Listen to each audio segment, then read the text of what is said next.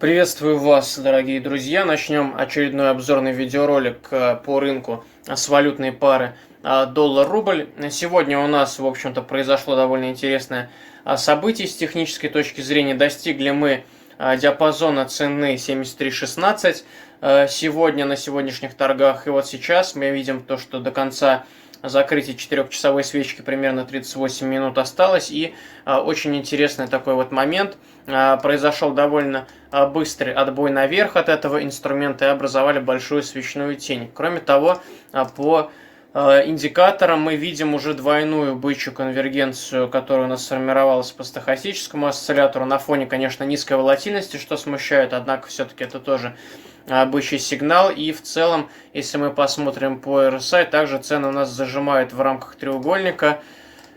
Цену зажимают в рамках вот такого вот треугольника. И выход из этого треугольника тоже вполне может быть на повышении с учетом показаний стохастического индикатора. Можно также, в принципе, открыть один из моих любимых индикаторов MACD и посмотреть, что здесь также мы уже достаточно давно находимся ниже нулевых отметок, очень продолжительное время, по сути говоря, вот здесь вот.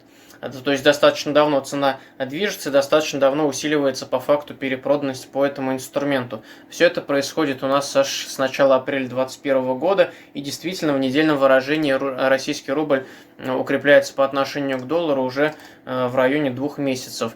Вот получается раз, два, три, 4, 5, 6, 7 неделя сейчас идет.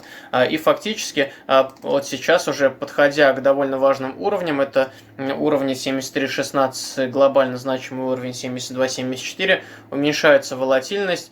Это очень интересно, и при том тоже объем становится меньше, что также, возможно, говорит именно с точки зрения техники о вероятном отскоке на повышение по этому инструменту. Я по-прежнему повторю свою мысль, я по-прежнему не вижу очень сильных сигналов на повышение, но именно сейчас, вот с учетом показаний индикаторов по 4-часовику, скажем так, вероятность отбоя доллара от уровня 73.16 на повышение, именно в данный момент времени эта вероятность увеличена с учетом показаний индикаторов. Ну и опять же, подбирать доллар или нет, это уже вопрос, наверное, и дело каждого, но в целом от уровня, наверное, 73, 73,5 и ниже вполне неплохо, с моей точки зрения, подбирать доллар в долгосрочную перспективу.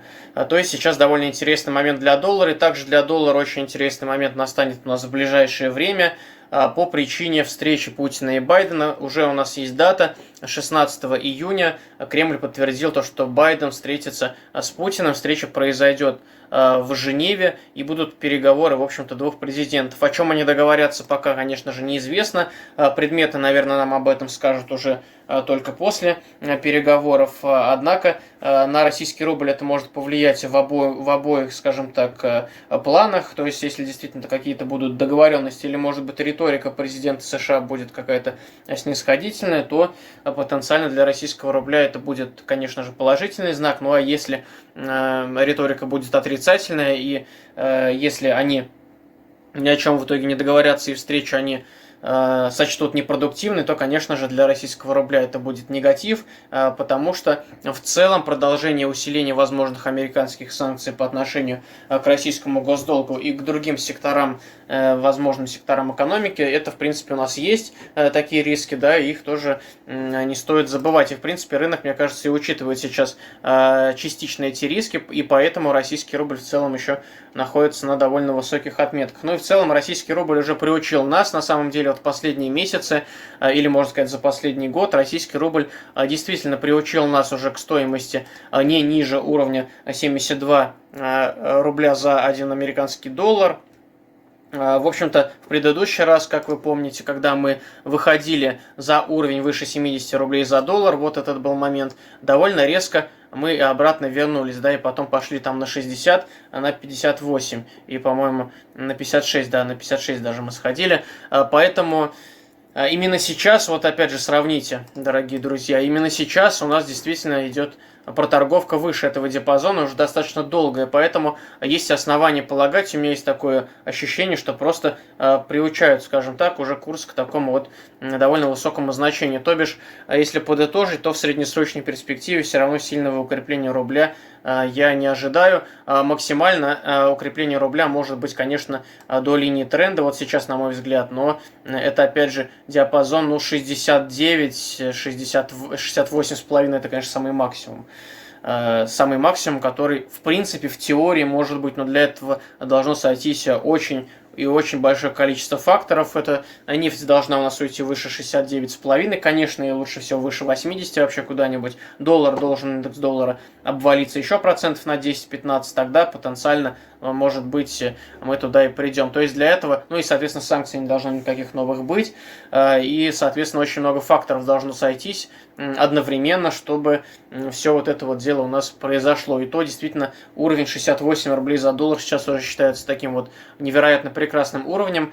Буквально на 1,5 года назад у нас был вполне нормальный курс 65-60 долларов за 60 рублей за доллар, поэтому, как мы видим, к новой реальности мы уже приучены вполне, и поэтому не стоит удивляться, что сейчас, в принципе, 80 рублей за доллар и даже 90 рублей за доллар уже не считается некими такими фантастическими цифрами, потому что даже с технической точки зрения кардинально отличается ситуация 15-16 года и ситуация, которая у нас сейчас, как мы видим, да.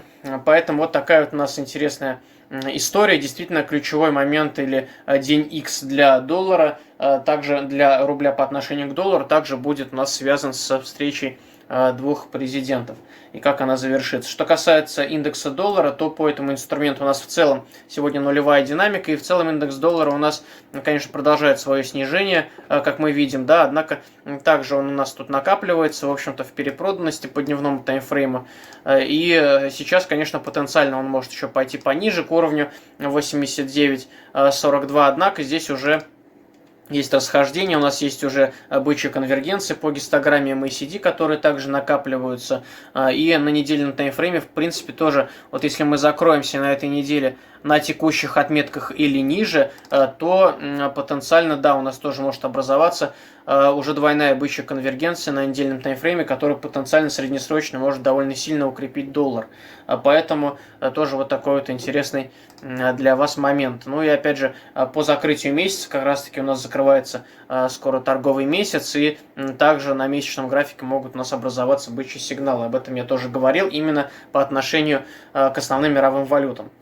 Что касается евро-доллара, по этому инструменту сегодня, ну, примерно нулевая динамика, однако сейчас по евро-доллару мы видим, что уровень 1.2178 продолжает оставаться довольно сильной поддержкой по этому инструменту, и сейчас идет тест и попытка пробиться выше 1.2236 с потенциалом ухода примерно на 1.2333. Что касается биткоина, по биткоину у нас пока немножко мы приостановились. В общем-то, у нас была попытка отбития. Нужно, опять же, убирать зарисовки, мне мешать будут. У нас вот здесь вот была сформирована, по сути, полноценная бычья конвергенция по многим индикаторам. И сейчас у нас вот есть уровень 40,5 тысяч долларов за один биткоин, в случае перелома которого только можно будет говорить о попытке развернуться. Пока этот уровень не сломлен, все движение продолжается в рамках такого вот нисходящего, можно даже его отметить вот в таком ключе. Примерно у нас идет нисходящее движение. Надо поменять цвет, у меня все тут в черном, вам уже, наверное, не видно. Вот давайте какой-нибудь синий поставим. Вот. Такая ситуация у нас по криптовалюте, по биткоину в частности.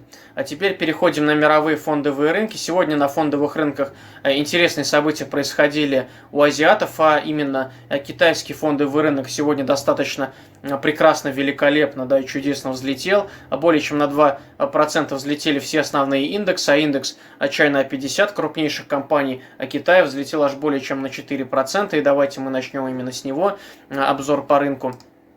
Сейчас я его как раз с вами и найду. Он у меня тоже здесь есть. Вот он, этот индекс. Вот такая вот отличная свеча на повышение. Консолидация была долгая. Произошел все-таки выстрел у нас наверх. И также произошел сильный выстрел наверх, и мы отработали аж уровень 35.81 сегодня. Очень было круто, действительно. Сейчас этот уровень является сопротивлением по восходящему движению, однако с пробитием этого уровня откроется дорога у нас еще выше. Откроется дорога у нас, ну, в целом, да, сюда, к уровню 36.79 по Шанхай Композит, но по China 50 потенциально также мы можем пойти на исторический хай на 20,5 тысяч примерно по этому инструменту. Очень классный вынос, мне прям очень понравился, с технической точки зрения очень шикарно это все произошло на фоне повышения волатильности. Существенное повышение волатильности, даже объемы у нас также подросли, как мы видим, поэтому действительно событие крайне интересное, что китайский рынок пошел в такой вот сильный лонг. А что касается других фондовых площадок, то в целом у нас сегодня примерно нулевая динамика уже который день, неинтересно на самом деле у нас на рынках, вот опять же по российскому фондовому рынку. Также мы не вышли вверх из-за бокового движения. Уровень 3700 остается сопротивлением по широкому рынку США. Сейчас прогрузится у меня.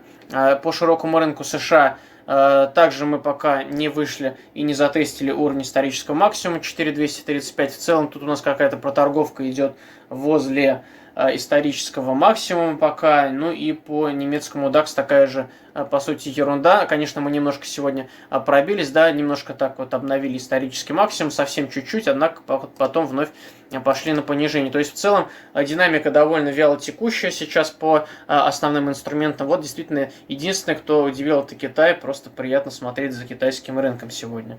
А теперь поговорим о рынке сырья и о нефти. В первую очередь, что у нас сегодня произошло. По нефти сегодня у нас динамика тоже довольно вялая, как ни странно, да. Сегодня нефть пыталась сначала подрасти, но не достигли даже уровня $69 за баррель. Пока потенциал общий остается на тест 69.45.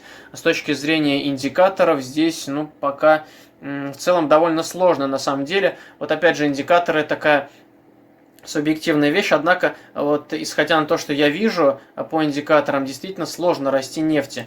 Прям вот она очень-очень не хочет этого делать, и более того, она начала такую некую консолидацию в недельном выражении. Поэтому по нефти это все продолжает оставаться в таком вот неопределенном ключе, и, конечно же, здесь нужно следить пристально за уровнем 69.45. Только в случае его пробития могут быть довольно сильные движения по нефти. Как же вот так же вот и по китайскому рынку произошло. У нас тоже довольно долгая была консолидация. Где уж я потерял китайский индекс. Так. Вот он.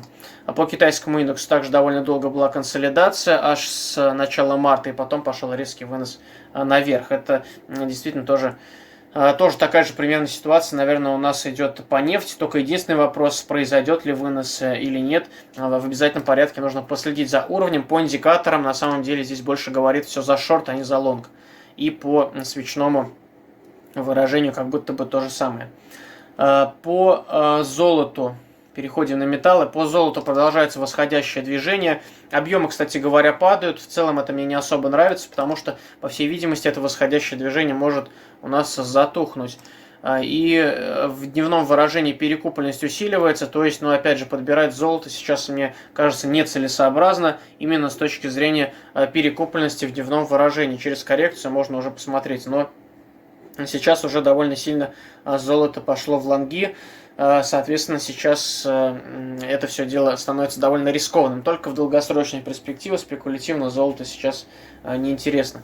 Что касается серебра, то здесь также у нас по серебру, кстати говоря, копятся шортовые сигналы. И серебро пока не может пробиться выше уровня 28.035. Этот уровень сопротивления является актуальным и сейчас по сей день. По меди пошло охлаждение, наконец-то, которое я, в общем-то, ждал уровень 4.50-4.70 обратно снизу вверх, пока тоже не сломали, что может открыть нам дорогу на уровень 4.3690 в перспективе с учетом общей сильной перекупленности рынка в недельном выражении. Ну и под конец видеоролика хотелось бы мне еще отметить данные по ВВП Германии. Это очень важно. Я вам приводил данные по ВВП Японии, которые оказались, кроме того, что они оказались хуже ожиданий, они оказались у нас в минусовой зоне в квартальном и в годовом выражении. Все то же самое у нас и по ВВП Германии. И в годовом и в квартальном выражении они оказались в минусе за первый квартал 2021 года. И, соответственно, действительно есть опасения за экономику. Если у нас второй квартал 2021 года также будет негативный, потенциально можно говорить уже о рецессии в экономике Германии, ну и Японии. Посмотрим, что по США будет, посмотрим, что по России будет.